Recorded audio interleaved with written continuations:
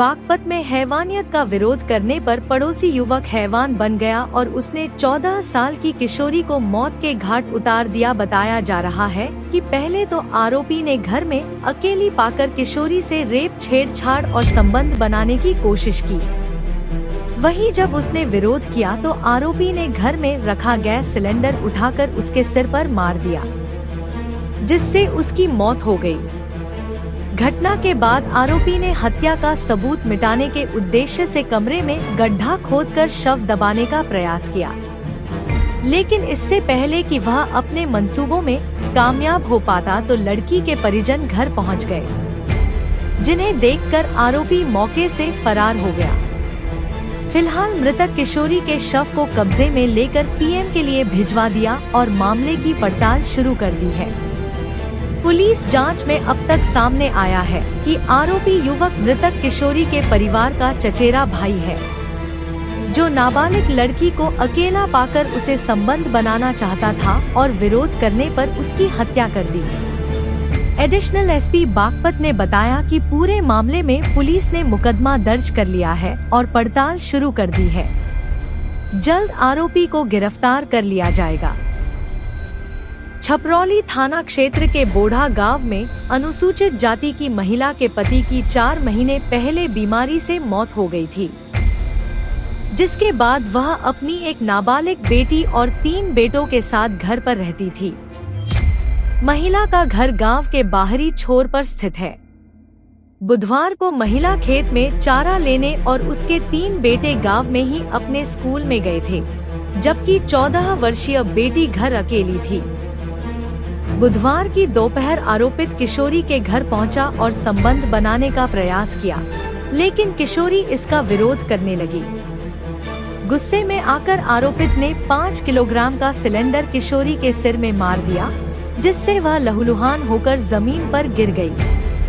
कहीं उसके बारे में स्वजन को पता न चल जाए। आरोपित ने इसी मंशा से हत्या करने के लिए फावड़े से किशोरी पर कई वार किए, जिससे वह बुरी तरह घायल हो गई और उसने मौके पर ही दम तोड़ दिया। आरोपित ने कमरे में ही फावड़े से गड्ढा खोदकर शव को उसमें धकेल दिया और मिट्टी डाल दी, लेकिन शव पूरी तरह जमीन में नहीं दब पाया।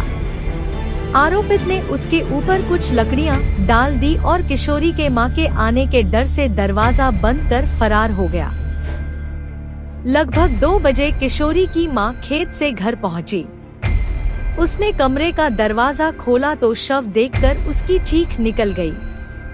उसने शोर मचाते हुए पड़ोस के लोगों को सूचना दी। पुलिस ने मौके पर पहुंचकर शव को गड्ढे से बाहर निकाला और कब्जे में लेकर कार्रवाई शुरू कर दी। जी लोंडी की ढूंढ पड़ तो घर में देखी पित्तरले में दबी पाई, लकड़ी गे रखी, उसके ऊपर काट गे रखी। और उसी लड़के ने मैं जाकर बता 4-5 घंटे तक गया है रेशमा। कौन लड़का था वो? लड़का समून। कहाँ का रहने वाला है? यहीं का ही है। अच्छा, क्यों मारी, क्या कुछ पता लगा? बस हमें नहीं पता से बात का जी, हमें नहीं से बात का पता। क्या लगती है आपकी? कौन? जेठानी। हाँ, इस बात का हमें पता नहीं क्यों मैरिड क्यों नहीं। तो फिर जैसे घर गए, उसकी मम्मी कहाँ थी? इसकी मम्मी लकड़ी जा रही थी, बाड़ा का स्कूल में जा रहे थे। हाँ, जितनी बात। सतीश। क्या हुआ सर? यहाँ एक लड़की की हत्या कर दी गई और लड़की का नाम रेशमा। कैसे हत्या कर दी गई? सर उसके फावड़े से काट के हत्या कर दी गई, गड्ढे में डाल दी गई। कैसे पता लगा? पता सर गांव के व्यक्ति ने एक ने सूचना दी जाके, अभी ऐसे कांड हो चुका है, 15 साल की लड़की की हत्या कर दी है। किसने करी, क्या था, ये कुछ पता लगा? सर उनके मौसी का लड़का था। सर क्या नाम है उसका, कुछ पता है? नाम क्या है? समून नाम है सर। आज सायं लगभग 4:30 बजे ग्राम बोड़ा थाना छपरौली की एक महिला बाला थाने पे उन्होंने बताया कि मेरी बेटी कि मेरे ही कुटुंब का लड़के ने हत्या कर दी है। हमारी पुलिस तत्काल मौके पे गई। जानकारी हुई कि एक उनकी बेटी, इसकी लगभग 14 साल है, वो अपने घर पे अकेली ही थी। उनके लड़का पड़ोस का ही, इसकी वो 19 साल है, वो घर पे आया इनके और इस बच्ची से उसने प्रणय याचना की। बच्ची ने मना किया और इसी बात पर नाराज़ हो गया और उसने उस बच्ची के सर पे घर में रखे सिलेंडर से प्रहार किया, जिससे उसकी मौत हो गई। और वो डर गया, इसीलिए उसने घर में रखे फावड़े से उसको दफनाने का प्रयास किया। इसी बीच में घर वाले आ गए, इन लोगों ने उसे पकड़ लिया। हमारी पुलिस मौके पे गई, हम लोग गए तो उसको गिरफ्तार करके थाने पर लाया गया है, मुकदमा लिख लिया गया है और बच्ची का पोस्टमार्टम करवाया जा रहा है। मौके पे शांति व्यवस्था। अपने आसपास की खबर देखने के लिए चैनल को लाइक व सब्सक्राइब जरूर करें और ज़्यादा से ज़्यादा वीडियो को शेयर भी करें।